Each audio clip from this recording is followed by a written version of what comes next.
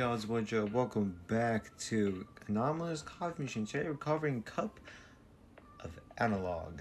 Here we go. And I gotta say, this one looks pretty interesting. Here we go. Now, I personally have seen like analog videos before, like analog horror, but this should be a pinnacle of it. Here we go. Bitter, dry, like rusted gears grinding on my tongue. Everything feels slower, heavy, like I'm slipping backwards in static, drowning in a whir of endless loops. The edges of my mind are flickering, glitching, and I swear I can feel myself unraveling piece by piece into something obsolete. And that looks nice. That is called an axe murderer. Literally.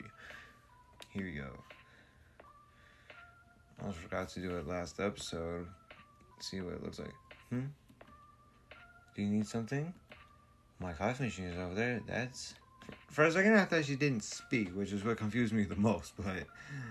yeah, so there we go. That's the Cup of Analog. If you enjoyed this episode, please stay tuned for the next video. Bye-bye.